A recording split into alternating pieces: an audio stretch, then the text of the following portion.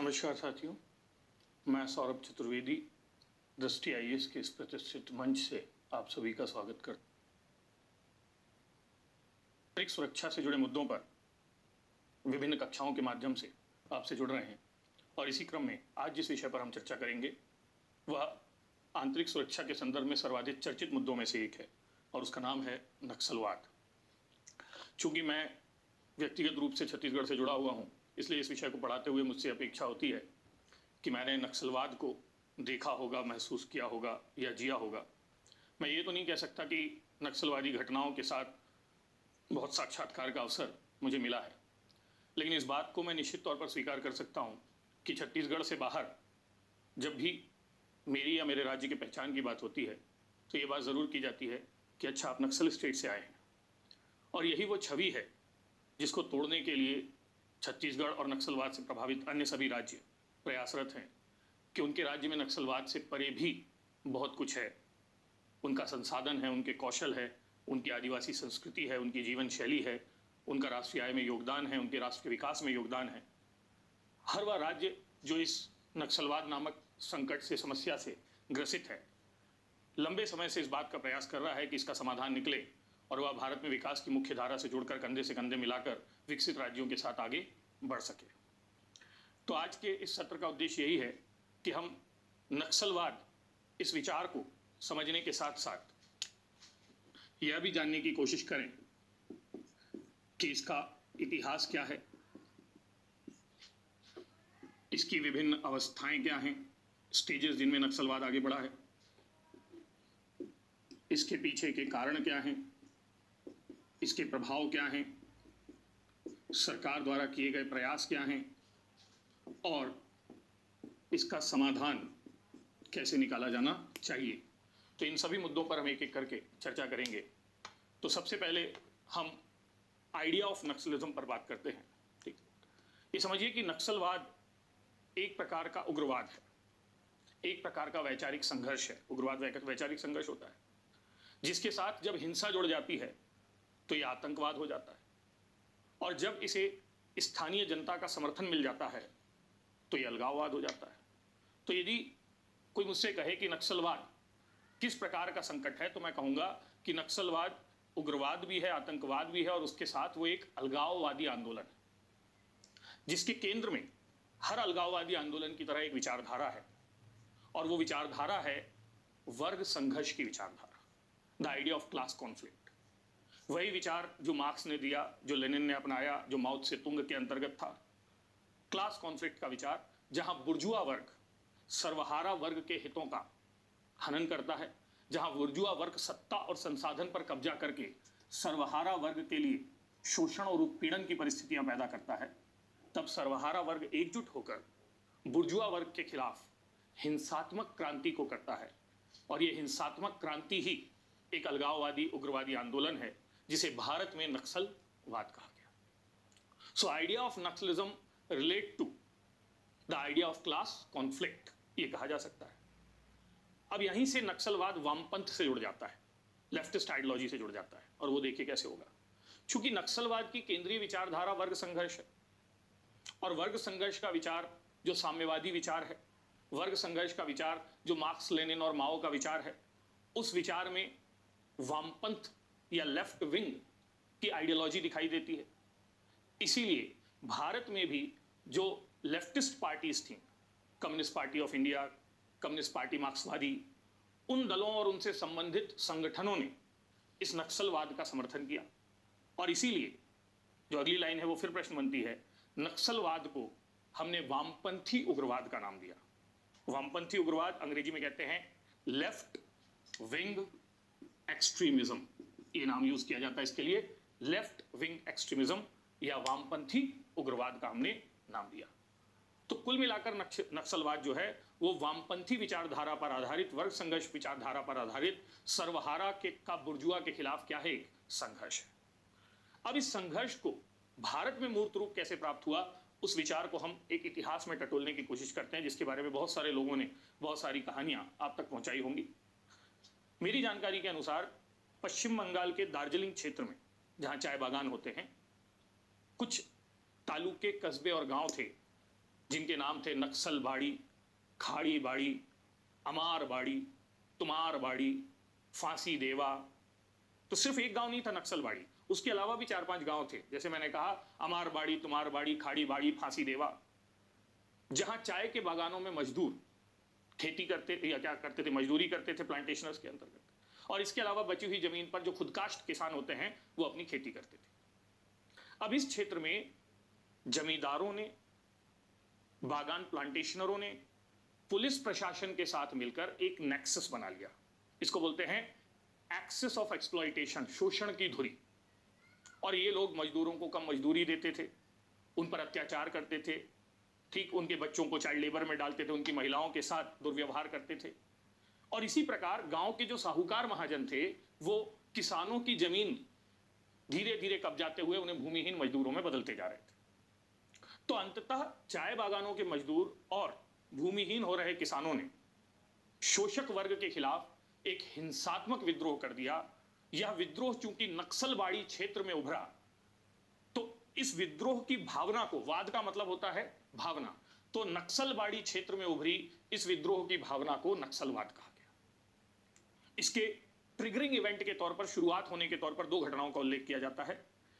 पहली घटना के अंतर्गत पुलिस वालों की मदद से प्लांटेशनर्स ने मजदूरों पर गोली चलवाई, जिससे कई मजदूरों की मृत्यु हुई। इसका बदला लेने के लिए जंगल संथाल नामक एक आदिवासी युवक ने पुलिस इंस्पेक्टर की गोली मारकर हत्या कर दी। अब ये समझिए, ये सत्ता और व्यवस्था को खुली हिंसात्मक चुनौती है। यानी जंगल संथाल नक्सलवादियों का मंगल पांडे है। आप ये कह सकते हैं कि जैसे वो ट्रिगरिंग इवेंट था मंगल पांडे द्वारा विरोध में हत्या कर देना, यहां जंगल संथाल द्वारा पुलिस इंस्पेक्टर की हत्या कर दी गई। और इस घटना को नक्सलवाद की प्रारंभिक अभिव्यक्ति के तौर पर देखा गया। दूसरी घटना जो है, उसमें विमलपाल नामक एक किसान था जिसकी जमीन साहूकारों ने छीन ली थी। वह अदालत जाकर कोर्ट से अपनी जमीन वापस पाने का आदेश लेकर आता है, और वह आदेश लेकर जब वो साहूकार के पास जाता है तो साहूकार उसकी जमीन वापस देने से इनकार कर देता है। यानी अदालती आदेश की भी तालीम नहीं होती, पालना नहीं होती है। तब विमलपाल गांव वालों के साथ मिलकर साहूकार के घर पर हमला कर देता है और सभी गिरवी रखे हुए दस्तावेजों को जलाकर नष्ट कर देता है। ये एक दूसरी घटना है जहां पर शोषित वर्ग ने, वंचित वर्ग ने शोषक वर्ग के खिलाफ एक हिंसात्मक क्रांति की। अब ये हिंसात्मक क्रांति सुनने में तो बहुत आकर्षक लग रही है, लेकिन ये सत्ता व्यवस्था के खिलाफ, चूंकि हिंसात्मक चुनौती है इसलिए लॉ एंड ऑर्डर को चैलेंज है, और इसलिए ये एक तरीके के अपराध के तौर पर, विद्रोह के तौर पर देखी जाएगी। यहां से आगे नक्सलवादी आंदोलन मूल रूप से भूमि सुधार आंदोलन का रूप ले लेता है, लैंड रिफॉर्म मूवमेंट का रूप ले लेता है, जहां पर जो नक्सली हैं वो लैंडलेस लोगों की, भूमिहीन लोगों की लड़ाई को लड़ते हैं भूमिधरों के खिलाफ। और इसीलिए कहा जाता है नक्सलवाद वह आंदोलन है जो आर्थिक समानता के विचारधारा पर केंद्रित है, जो भूमिधरों के खिलाफ भूमिहीनों का हिंसात्मक संघर्ष है, जो भूमिधरों से भूमि को छीनकर भूमिहीनों में वितरित करना चाहता है ताकि आर्थिक संसाधनों का समानता से बंटवारा किया जा सके। और इसलिए अपने प्रारंभिक दौर में नक्सलवाद ठीक समाजवाद या साम्यवाद की विचारधारा से जुड़ा है, जिसके केंद्र में है न्याय, समानता और संसाधनों का समान वितरण। और इस प्रकार नक्सलवाद का इतिहास 1967 के आसपास जन्म लेता है और धीरे धीरे आगे बढ़ता है। अब इस नक्सलवाद को आगे एक आंदोलन के रूप में खड़ा करने के लिए यह जरूरी था कि विचारधारा के साथ संगठन दिया जाए, नेतृत्व दिया जाए। मेरा हमेशा मानना है कि कोई भी बड़ा मूवमेंट, आंदोलन 3 चीजों के बिना खड़ा नहीं हो सकता। पहली चीज जो आंदोलन को हमेशा चाहिए, आंदोलन का रक्त बीज होती है जिसके बिना आंदोलन मृत हो जाएगा, वो है विचारधारा। दूसरी चीज जन समर्थन, क्योंकि जब तक कैडर नहीं होगा आंदोलन की लड़ाई कौन लड़ेगा, और उसको लीड करने के लिए एक लीडरशिप, नेतृत्व। और तीसरी चीज चाहिए आपको संगठन या ऑर्गेनाइजेशन। अब नक्सलवाद को भी इन्हीं 3 चीजों की तलाश थी।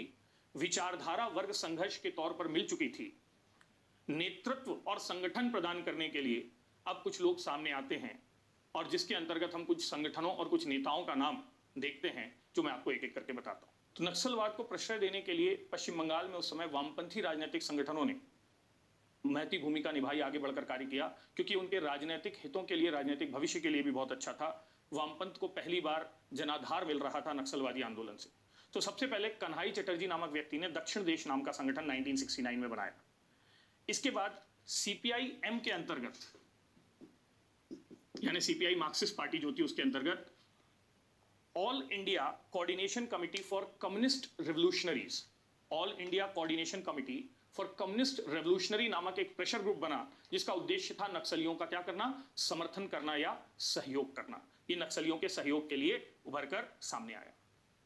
इसके आगे चलकर चारू मजूमदार नामक व्यक्ति, जो कि पश्चिम बंगाल के दार्जिलिंग जिले के डिस्ट्रिक्ट कोऑर्डिनेटर के तौर पर सीपीआई के काम करते थे, सीपीआईएम के काम करते थे, चारू मजूमदार नामक व्यक्ति ने कानू सान्याल के साथ मिलकर एक संगठन बनाया जिसका नाम था सीपीआई माले। सीपीआई माले मतलब सीपीआई मार्क्सवादी लेनिनवादी। कानू सान्याल जो हैं वो चीन की रेवोल्यूशनरी पार्टी से बहुत ज्यादा प्रभावित थे और चीनी माओ त्से तुंग की विचारधारा से प्रेरित थे, जबकि चारू मजूमदार ने एक कार्य किया। उन्होंने किसानों मजदूरों की लड़ाई का समर्थन करते हुए 8 प्रपत्र जारी किए, जिन्हें कहते हैं तराई दस्तावेज। तराई दस्तावेज के अंतर्गत उन्होंने किसानों मजदूरों की लड़ाई को गरीबों कमजोरों की लड़ाई कहा, इसे वर्ग संघर्ष की लड़ाई कहा और इसे जस्टिफाई या सही साबित करने की कोशिश की। और इन्हीं दस्तावेजों को, तराई दस्तावेजों के आर्टिकल्स को ही हम नक्सलियों का इंसाइक्लोपीडिया, नक्सलियों की भगवत गीता कहते हैं या नक्सली साहित्य का स्रोत कहते हैं। आज भी हम समय समय पर सुनते हैं कि नक्सल लिटरेचर पाया गया, नक्सल लिटरेचर पकड़ाया। तो ये जो जितनी भी बातें की जाती हैं वो इसी संदर्भ में नक्सल लिटरेचर से जुड़ी, और इसी आधार पर यह कहा जाता है कि चारू मजूमदार, कानू सान्याल जैसे नेता ये नक्सलवाद के पिता, प्रारंभकर्ता के तौर पर जाने जाते हैं। अब इस तरीके से यदि आप देखें तो सीपीआई-एम का परोक्ष समर्थन है। सीपीआई-एम के अंतर्गत ये कम्युनिस्ट रेवोल्यूशनरी जो है वो उनको सपोर्ट कर रहा है। इसके अलावा दक्षिण देश संगठन अलग से काम कर रहा है, यानी बहुत सारे संगठन नक्सलियों के सहयोग के लिए, समर्थन के लिए साथ में है। और मैंने कहा कि किसी भी बड़े आंदोलन को, क्रांति को शुरू करने के लिए आपको विचारधारा चाहिए, संगठन चाहिए और नेतृत्व चाहिए। और जब ये तीनों चीजें मिल गई तो नक्सलवाद की गाड़ी चल पड़ी। और इसी के बाद नक्सलवाद का इतिहास अब हमको अलग अलग अवस्थाओं में या अलग अलग चरणों में नजर आएगा, जिनको हम एक एक करके देखते हैं। तो नक्सलवाद के उदय के बाद अब नक्सलवाद का विकास 1970 से 2020 तक, एग्जैक्टली 50 साल हमारे पास हैं, अलग अलग उतार चढ़ाव के चरणों से गुजरता है। कभी नक्सलवाद भारत की आंतरिक सुरक्षा को सबसे बड़ी चुनौती बनता हुआ दिखता है, जैसे 2004 से 2012 के दौर में ये देखा गया कि नक्सलवाद भारत की आंतरिक सुरक्षा के लिए सबसे बड़ी चुनौती है, क्योंकि सारे नक्सली संगठन एकजुट हो चुके हैं। और इस दौर में हमारे प्रधानमंत्री मनमोहन सिंह जी को ये कहना भी पड़ा कि भारत की आंतरिक सुरक्षा को सबसे बड़ा संकट नक्सलवाद से है। जब नरेंद्र मोदी जी सत्ता में आए तो उन्होंने भी इस बात को एक्सेप्ट किया, और यहाँ तक कि उन्होंने अपने नोटबंदी के निर्णय को नक्सलवाद और आतंकवाद के वित्त स्रोतों को रोकने के कार्य के तौर पर ही बताया था। तो हमको ये देखना पड़ेगा कि भारत सरकार तो नक्सलवाद को के 50 सालों को कुछ चरणों में नहीं बांटती, लेकिन हम अपनी समझ से, अपनी बुद्धिमत्ता से इसे चरणों में बांटने का प्रयास करते हैं। मैं आपको पहले जाहिर कर दूं कि इस तरीके का विभाजन ना तो एकेडमिक स्तर पर किया गया है, ना सरकारी स्तर पर। सिर्फ आपकी समझ बढ़ाने के लिए मैं व्यक्तिगत तौर पर यह विभाजन आपको करके दे रहा हूं कि भारत में नक्सलवाद का विकास या विकास की अवस्थाएं अलग अलग चरणों में देखी जा सकती हैं। और इन चरणों को मैं एक ग्राफ के माध्यम से आपको बताना चाहूंगा। यदि ये 1967 का दौर है तो 1967 से 1970 का दौर, फिर 1970 से 1980 का दौर, इसके आगे जाएं तो 1980 से 1990s का दौर, फिर 1990s से 2004 का दौर, फिर 2004 से आगे जाएं यदि हम तो 2012 का दौर, और फिर 2012 से 2020 का दौर। 1 2 3 4 5 6। तो हम नक्सलवाद को विकास की 6 अवस्थाओं में बांटकर देख सकते हैं। इन अवस्थाओं के नाम मैं आपको बता रहा हूं, ये नाम भी हम स्वयं दे रहे हैं और उससे इनकी भावना आपको समझ में आएगी। पहला है उदय का दौर, दूसरा है पतन का दौर, तीसरा है पुनरुत्थान का दौर, चौथा है उतार चढ़ाव का दौर, अप्स एंड डाउन्स, पांचवा है ठीक चरमोत्कर्ष, एक्सलेंस, ठीक। और पांचवा हम आशावादी होकर लिखते हैं अंतिम पतन, लास्ट डिक्लाइन। तो इस कहानी को समझने की कोशिश करते हैं और इस कहानी में आपको इसके कारण, प्रभाव, प्रक्रिया सब समझ में आएगी। पहला दौर जिसे मैंने नक्सलवाद के उदय का दौर कहा है, इस उदय के पीछे हमने एक कहानी आपको बताई कि कैसे पश्चिम बंगाल के क्षेत्र में वंचितों का शोषण हो रहा है, भूमिहीनों पर अत्याचार हो रहे हैं, किसान मजदूरों की लड़ाई हो रही है, कम्युनिस्ट पार्टी का इनको सहयोग मिल रहा है, तो वर्ग संघर्ष की विचारधारा आ रही है, संगठन आ रहा है और नेतृत्व आ रहा है, जिसके कारण 67 से 70 के बीच नक्सलवाद बंगाल क्षेत्र में और उसके आसपास के क्षेत्रों में प्रसारित हो रहा है। लेकिन 70 के दौरान ही, 69-70 के दौरान ही इंदिरा गांधी सरकार द्वारा नक्सलवाद पर सैन्य कार्यवाही कर दी जाती है। कारण यह था कि इस समय हम बांग्लादेश युद्ध की स्थिति में हैं और बांग्लादेश युद्ध के कारण बाहरी मोर्चे पर हमारे पास संकट है और इस समय में हमारी सरकार ये नहीं चाहती कि बाहरी मोर्चे की लड़ाई और आंतरिक मोर्चे की लड़ाई, दो मोर्चों पर उनको लड़ाई लड़ने पड़े।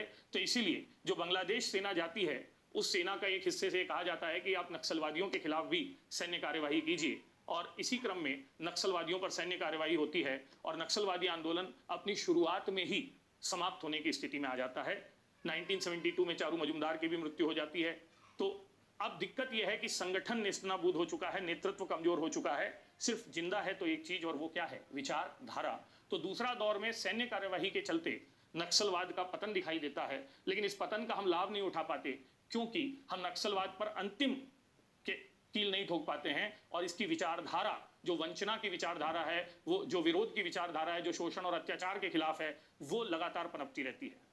और इसी नक्सलवादी असंतोष को 70 के दशक में गरीबी, बेरोजगारी, आपातकाल का अत्याचार, इन सब से बल मिलता है और विचारधारा धीरे धीरे मजबूत होती जाती है। अब इस विचारधारा को फिर से संगठन और नेतृत्व चाहिए और फिर से संगठन और नेतृत्व मिलता है उसको 1980 में। 1980 में कोंडापल्ली सीतारमैया, ये नाम याद रखिएगा, एक नेता का नाम है। तो 1980 में कोंडापल्ली सीतारमैया जो हैं वो सीपीआई माले से अलग हो जाते हैं। माले मतलब मार्क्सवादी लेनिनवादी जो थी कोऑर्डिनेशन कमेटी। तो सीपीआई माले से अलग होकर Kondapalli Seetharamaiah people's war group नाम का संगठन बनाते हैं, पीडब्ल्यूजी।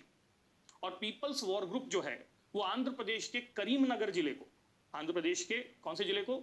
करीमनगर जिले को अपना केंद्र बनाकर नक्सली गतिविधियों को ईस्ट इंडिया से सेंट्रल इंडिया की तरफ शिफ्ट करती है, जहां पर करीमनगर से लगा हुआ, इस समय जो आंध्र प्रदेश का है, छत्तीसगढ़ का इलाका है, उड़ीसा का इलाका है, महाराष्ट्र का इलाका है, मतलब मल्टी स्टेट बाउंड्री का इलाका है। और इस इलाके में नक्सली अब अपनी गतिविधियों को प्रसारित करने का प्रयास करते हैं। अब नक्सलियों को प्रश्रय देने के लिए, अब नक्सलियों को ताकतवर बनाने के लिए 80 के दौर की कुछ परिस्थितियां भी सहायक सिद्ध होती हैं। जैसे 80 के दौर में ही आप ये देखते हैं कि भारत में ये जो बड़े राज्य हैं उनके अंतर्गत राज्य पुनर्गठन के आंदोलन दिख रहे हैं। जैसे छत्तीसगढ़ में छत्तीसगढ़ पुनर्निर्माण का आंदोलन चल रहा है। महाराष्ट्र का जो विदर्भा वाला पिछड़ा क्षेत्र है वहां नाराजगी दिखाई दे रही है, वहां अलग राज्य की बात चल रही है। आंध्र प्रदेश में तेलंगाना की बात चल रही है। तो अब आपको ये समझना होगा कि ये जो इंडिया का ये जो सेंट्रल इलाका है, जहां यहां एपी है, यहां उड़ीसा है, ये छत्तीसगढ़ है, ये महाराष्ट्र है और ये एमपी है। इस इलाके में जो कि नीचे पे हम देखें तो ऐसे बस्तर के चारों तरफ का इलाका है, ये महाराष्ट्र है, ये आंध्र प्रदेश है, ये उड़ीसा है। इस इलाके में नक्सलवाद का विस्तार दिख रहा है। सेंट्रल पॉइंट जो है वो करीमनगर है, ठीक है। और इस विस्तार को समझाया जाता है एक सिद्धांत से जिसका नाम है त्रिसंगम सिद्धांत, ट्रिपल जंक्शन थ्योरी कह लीजिए आप। त्रिसंगम सिद्धांत कहता है कि वे क्षेत्र जो बहुराज्यीय सीमाओं से जुड़े हुए हैं, इंटर स्टेट बाउंड्रीज, भौगोलिक रूप से जटिल हैं, जहां जंगल हैं, जहां नदियां हैं, जहां ऊंचे ऊंचे पर्वत हैं, और डेमोग्राफिकली यानी जनांकिकीय रूप से जहां सरल आदिवासी रहते हैं। मैं फिर से कह रहा हूं, तीन बातें: इंटर स्टेट बाउंड्रीज हैं, सीमाएं, दुर्गम भूगोल है, जंगल हैं, पहाड़ हैं, और सरल आदिवासी निवास करते हैं। वो नक्सलवाद की उर्वर जमीन है और वहां नक्सलवाद फैलाना सबसे आसान है। और इसी त्रिसंगम सिद्धांत को आगे ले जाते हुए इस दौर में नक्सलवाद सेंट्रल इंडिया में फैलने लगता है, प्रसारित होने लगता है, यानी उसका विस्तार ईस्ट जो बंगाल वाला इलाका था वहां से आगे चलकर यहाँ पर दक्षिण की ओर प्रसारित होता है। लेकिन अभी समझने की बात यह है कि वो नक्सलवाद जो अभी यहाँ पर था अब यहाँ फैल रहा है, लेकिन इसके ऊपर जाने के लिए जरूरी है कि जो बिहार वाला इलाका है, उस समय झारखंड बिहार, ये यहां से आगे जाए तब इसका विस्तार होगा। और इसी क्रम में बिहार में 80s के उत्तरार्ध में जातीय संघर्ष काम आता है। बिहार के उत्तरी हिस्से में इस समय ऊंची और निचली जातियों के बीच एक लड़ाई चल रही है, जहां पर राजपूत रणबीर सेना बनाकर, राजपूत मतलब भूमिहार वर्ग है, रणबीर सेना बनाकर दलितों के खिलाफ लड़ाई लड़ रहे हैं। तो दलितों को नेपाल के माओवादियों का समर्थन है और संस्था का नाम है एमसीसी, माओइस्ट कम्युनिस्ट सेंटर। और इस दौरान गांव के गांव गोलियों से भून दिए जाते हैं जातिगत लड़ाई में। नक्सलियों को यहां पर अपने पैर जमाने का मौका दिखता है और नक्सली अपने आप को जोड़ देते हैं दलितों की लड़ाई से। वो एमसीसी का समर्थन, एमसीसी माओवादी कम्युनिस्ट सेंटर वैसे भी वामपंथी विचारधारा थी, तो एमसीसी सपोर्ट में आ जाता है इनके दलितों के और रणबीर सेना के खिलाफ यानी बुर्जुआ के खिलाफ लड़ाई लड़ने लगता है। हालांकि कुछ लोग नक्सलवादी नेता इसका विरोध भी करते हैं और उनका ये कहना था कि नक्सलवाद एक आर्थिक संघर्ष है और हम वामपंथी विचारधारा के लोग धर्म, जाति, भाषा जैसे मामलों से जुड़ना नहीं चाहते। लेकिन दूसरा वर्ग ये समझाता है कि ये बेसिकली पीड़ितों की, शोषकों की, पीड़कों और शोषकों के खिलाफ लड़ाई है और इसलिए इस लड़ाई को भी जोड़ा जाना चाहिए। और जैसे ही बिहार की लड़ाई जुड़ जाती है तभी लाल गलियारे का सपना साकार होते दिखने लगता है। एक शब्द पैदा होता है जिसका नाम है रेड कॉरिडोर, लाल गलियारा। अब देखिए रेड कॉरिडोर शब्द क्या है। लाल गलियारा सरल शब्दों में नक्सल प्रभावित क्षेत्र है। लाल गलियारे का मतलब होता है वो क्षेत्र जहां नक्सली घटनाएं या नक्सलियों का प्रभाव दिखाई देता है। और इस लाल गलियारे को उत्तर से दक्षिण दर्शाने के दो तरीके बताए जाते हैं।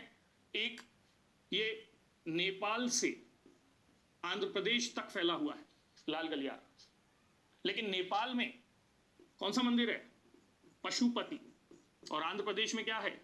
तिरुपति। तो ये कहा जाता है कि लाल गलियारे का विस्तार पशुपति से तिरुपति तक दिखाई देता है। और वो नक्सलवाद जो 2-4 राज्यों की परिघटना थी, अब लगभग भारत के 10 राज्यों से 1980s के अंत में जुड़ने लगता है। इसी दौर में आरक्षण विरोधी आंदोलन या आरक्षण की जो लड़ाई है वो भी नक्सलवाद को फलने फूलने का मौका देती है। इसी दौर में राम जन्मभूमि की जो लड़ाई है वो भी नक्सलवाद को फलने फूलने का मौका देती है। कुल मिलाकर स्थितियां ये बनती हैं कि 1990 आते आते नक्सलवाद भारत में एक बड़ी चुनौती या समस्या के रूप में स्थापित हो चुका है और इसलिए तीसरे चरण को हमने कहा है रिवाइवल का दौर, नक्सलवाद के पुनर्उत्थान का दौर। अब चौथा चरण जो 1990 के बाद है, इस चरण में नक्सलवाद चढ़ भी रहा है और उतर भी रहा है। अब ये बड़ी अजीब बात है कि नक्सलवाद में दोनों बातें कैसे हो सकती हैं? बिल्कुल संभव है। संभव इस ढंग से है कि इस दौर में कुछ कारक ऐसे हैं जो नक्सलवाद को बढ़ावा दे रहे हैं या जो नक्सलवाद को आगे ले जाने का प्रयास कर रहे हैं।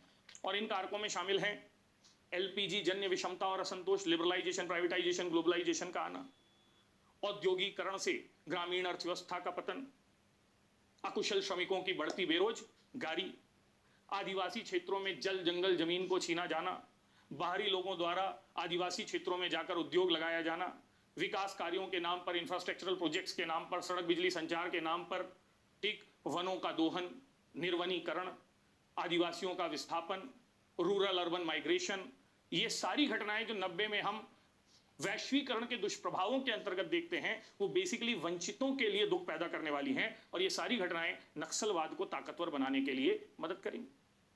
इसके अलावा चूंकि ग्लोबलाइजेशन आ चुका है तो अब नक्सलवाद आंतरिक संकट नहीं रहा।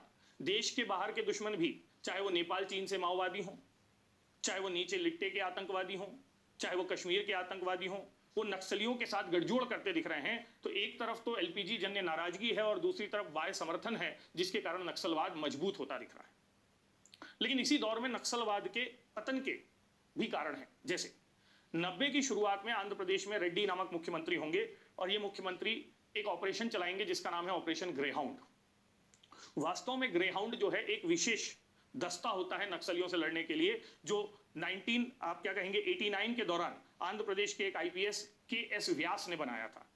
और इस दस्ते को की तुलना आप कर सकते हैं जैसे हमारे एसपीजी होते हैं, यानी विशेष कार्य के लिए। तो नक्सल घटनाओं से लड़ने के लिए तैयार विशेष दस्ता जिसके पास फिजिकल ट्रेनिंग है, जिसके पास मॉडर्न इक्विपमेंट्स हैं, जिसके पास मॉडर्न टेक्नोलॉजीज हैं, जिनके पास इफेक्टिव कोऑर्डिनेशन है, जिनके पास इफेक्टिव इंटेलिजेंस है, इन सब को कहा जाता है ग्रेहाउंड फोर्सेस। और ये ग्रेहाउंड फोर्सेस जो हैं, ये पड़ोसी महाराष्ट्र और छत्तीसगढ़ के, उस समय छत्तीसगढ़ नहीं मध्य प्रदेश था, तो मध्य प्रदेश की सरकारों के साथ कोऑर्डिनेशन करके इस करीमनगर क्षेत्र में जो हमने बताया है, नक्सली के खिलाफ एक अभियान चलाते हैं जिसको ऑपरेशन ग्रेहाउंड कहते हैं, जिसके तहत नक्सलियों का वहां से सफाया हो जाता है।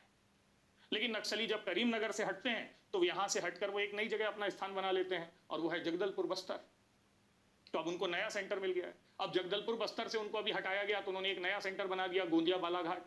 तो नक्सलियों पर जब जब ऑपरेशन होते हैं वो फिर से नई जगह पर जाते हैं। पर आप ध्यान दीजिएगा, चाहे करीमनगर हो, चाहे जगदलपुर हो, या अभी मध्य प्रदेश, महाराष्ट्र और छत्तीसगढ़ की सीमा पर स्थित गोंदिया बालाघाट रीजन हो, जो सतपुड़ा पहाड़ी वाला इलाका है, ये फिर वही है त्रिसंगम सिद्धांत, इंटर स्टेट बाउंड्रीज, घने जंगल, ऊंचे पहाड़, सरल आदिवासी।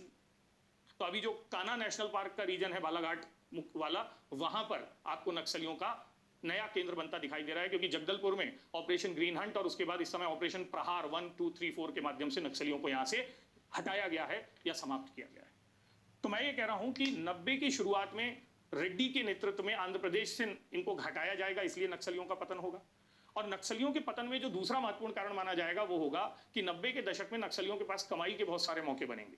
उद्योगपति इन एरियाज में उद्योग लगाने जाएंगे, खनन के कार्य होंगे, वनों के उत्पाद और वनोपज लेने के कार्य होंगे। अब नक्सली माइनिंग माफिया के साथ जुड़कर, फॉरेस्ट माफिया के साथ जुड़कर, इंडस्ट्रियलिस्ट के साथ जुड़कर इन सबसे रॉयल्टी की या हफ्ते की मांग कर सकते हैं। तो अब नक्सली अपनी विचारधारा से भटककर कहीं ना कहीं आर्थिक लाभ लेने के लिए आकर्षित होंगे। तो नक्सलियों के बीच पहला संसाधनों के बंटवारे की लड़ाई छिड़ेगी, दूसरा नेतृत्व का संघर्ष छिड़ेगा, संगठनों के बीच आपसी प्रतिद्वंदिता बढ़ेगी। और 90 के अंत में यदि इसको हमने टैकल कर लिया होता तो इसी दौर में नक्सलवाद समाप्त हो जाता। लेकिन विडंबना देखिए कि जब नक्सली आंध्र प्रदेश के करीमनगर से बस्तर के जगदलपुर में अपना केंद्र बनाने में व्यस्त हैं, तो भोपाल में उस समय का मध्य प्रदेश था, छत्तीसगढ़, बस्तर की अनदेखी करते हुए तात्कालिक शासक चैन की नींद सो रहे हैं। दिग्विजय सिंह का शासन था उस समय। इसी प्रकार 90 के अंत में जब नक्सली आपसी संघर्ष में व्यस्त हैं, तब तात्कालिक भारत सरकार, वाजपेयी जी की सरकार थी, वो इंडिया शाइनिंग में व्यस्त है या मस्त है। और इसलिए नक्सलियों ने हमको मौके दिए, अपनी कमजोरियां दिखाई, लेकिन हमारी दिक्कत यह रही कि हम समय समय पर उनकी कमजोर स्थिति का लाभ उठाने में असफल रहे।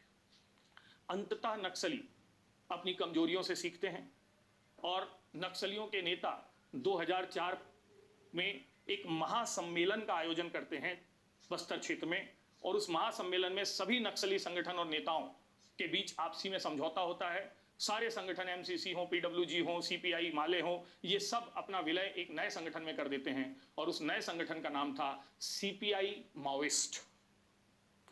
याद रखिए, इस समय भारत में नक्सलवाद के लिए जो एकमात्र संगठन प्रभावी रूप से काम कर रहा है उसका नाम सीपीआई माओइस्ट ही है, और उसी के कैडर तले, उसी के पद सोपान में और उसी के नियंत्रण निर्देशन में भारत में सारी नक्सली गतिविधियां संचालित की जाती हैं।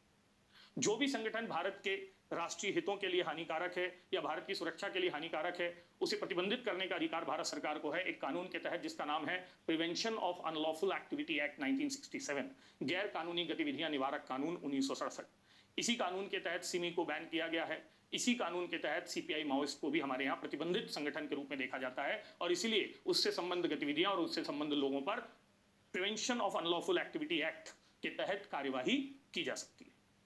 तो कहानी यह है कि 2004 आते आते नक्सली अब फिर से मजबूत स्थिति में आ गए हैं, और 2004 के बाद आप ये कहते हैं उर्दू भाषा में नक्सली अपने जलाल पर दिखते हैं। और जलाल पर दिखने का मतलब है अब नक्सलियों का मनोबल चरम पर है, अब नक्सलियों के संसाधन चरम पर हैं। अब नक्सली सिर्फ सैन्य, अर्धसैन्य बलों और पुलिस वालों पर नहीं, आम नागरिकों पर भी हमले कर रहे हैं। अब नक्सली राजनेताओं पर भी हमले कर रहे हैं। अब नक्सली भारत विरोधी ताकतों के साथ मिलकर षड्यंत्र कर रहे हैं। अब नक्सलियों की लिंक लिट्टे से लेकर आईएसआईएस तक या कश्मीर के आतंकी संगठनों तक दिख रही है। अब नक्सली व्यवस्थित भर्ती अभियान चला रहे हैं। ठीक, अब नक्सली विशिष्ट रणनीति के तहत आगे बढ़ने की कोशिश कर रहे हैं। मतलब कुल मिलाकर ये वो दौर है 2004 से लेकर 2012 तक का, जब नक्सली विचारधारा के स्तर पर, संगठन के स्तर पर, संसाधनों के स्तर पर, जनाधार के स्तर पर, कैडर के स्तर पर मजबूत नजर आ रहे हैं। और इसी मजबूती का प्रभाव हम देखते हैं कि भारत में सबसे ज्यादा बड़ी घटनाएं, नरसंहार की घटनाएं, सैन्य बलों पर हमलों की जो घटनाएं हैं वो इसी दौर में दिखती हैं, जिन घटनाओं के तहत बहुत सारे उदाहरण मिलते हैं। सबसे उल्लेखनीय उदाहरण दरभा घाटी का उदाहरण है, जहां पर छत्तीसगढ़ में, ठीक, दरभा घाटी क्षेत्र में राजनेताओं के काफिले पर हमले करके महेंद्र कर्मा, विद्याचरण शुक्ल जैसे बड़े नेताओं की हत्या की जाती है। इसके अलावा दंतेवाड़ा है, सुकमा है, महाराष्ट्र में गढ़चिरौली है, इन जगहों पर भी 100-100 लोगों को एम्बुश में फांस कर लैंडमाइंस के माध्यम से या पुलिस थानों पर हमला करके मारने की घटनाएं इस दौर में दिखती हैं। पुलिस थानों पर हमले, शस्त्रागारों पर हमले, या फिर नक्सल प्रभावित क्षेत्रों में बैनर लगाकर प्रवेश पर रोक लगा देना सरकारी कर्मचारियों के, सैन्य बलों की, जन सरकारों की स्थापना करना, गांव में जाकर जन अदालतें लगाना, ये सारे कार्य इस दौर में नक्सली करते दिखते हैं। इसलिए मैंने इस दौर को चरमोत्कर्ष का दौर कहा। तो 2004 से 2012 का दौर नक्सलवाद में वो दौर है जब नक्सलवाद भारत के 18 राज्यों के अंतर्गत लगभग 218 जिलों, 460 पुलिस स्टेशन या पुलिस थानों या पुलिस स्टेशनों तक अपना विस्तार दिखा रहा है। ये वो भी दौर है जब नक्सलियों का ये जो रेड कॉरिडोर है, जिसको हमने लाल गलियारा नाम दिया है, ये लाल गलियारा अपना विस्तार, अभी तक नक्सलवाद वेस्ट में, वो ईस्ट में और सेंट्रल इंडिया में है, अब वो वेस्ट में अपना प्रसार करेगा। और वेस्ट में प्रसार करते हुए एक गोल्डन कॉरिडोर, यहां रेड कॉरिडोर है, यहां पर एक गोल्डन कॉरिडोर का निर्माण किया जाएगा। ये गोल्डन कॉरिडोर राजस्थान, पश्चिमी मध्य प्रदेश और गुजरात की आदिवासियों की एक बेल्ट है, जहां मुख्य तौर पर भील जनजाति का प्रभुत्व है। तो यहां पर भी नक्सलवादियों का प्रभुत्व दिखेगा, जिसे हम कौन से कॉरिडोर के नाम से जानेंगे? Golden corridor. तो नक्सलवाद से जुड़ा एक जो है वो आपका रेड कॉरिडोर है, जो मेन कॉरिडोर है। इसके अलावा इसका वेस्टर्न एक्सटेंशन गोल्डन कॉरिडोर के नाम से भी जाना जाता है। तो कुल मिलाकर चौथे दौर में नक्सलियों का मनोबल अपने शीर्ष पर है, और यही सरकार को चिंतित करने के लिए, परेशान करने के लिए पर्याप्त है कि भाई नक्सली अब भारत की सुरक्षा की बड़ी चुनौती है और उनके खिलाफ एक अंतिम निर्णायक लड़ाई लड़ने की जरूरत है। और यही अंतिम निर्णायक लड़ाई 2012 के बाद से शुरू होगी। यही अंतिम निर्णायक लड़ाई जो हमने कहा है, ये 2012 के बाद से शुरू होगी। इस लड़ाई की शुरुआत यूपीए 2 की गवर्नमेंट मनमोहन सिंह के नेतृत्व में करेगी, और इस लड़ाई को आगे ले जाने का कार्य फिर मोदी गवर्नमेंट के अंतर्गत किया जाएगा, जिसमें राजनाथ सिंह के प्रारंभिक प्रयास बहुत प्रभावी होंगे और वर्तमान में अमित शाह जी के प्रयास हैं। इन प्रयासों को हम अलग अलग हिस्सों में बांटकर देख सकते हैं, जिसके अंतर्गत सुरक्षात्मक प्रयास हैं, विकासात्मक प्रयास हैं, संवैधानिक प्रयास हैं, राजनीतिक प्रयास हैं, प्रशासनिक प्रयास हैं। हर दिशा में अलग अलग प्रयास किए गए हैं, तो उनको हम प्रयासों के अंतर्गत बताएंगे। कुल मिलाकर आप ये कह सकते हैं कि चरमोत्कर्ष के दौर को समझना है तो इसे आप नक्सलवाद के कारणों में बताइए, और पतन के दौर को समझना है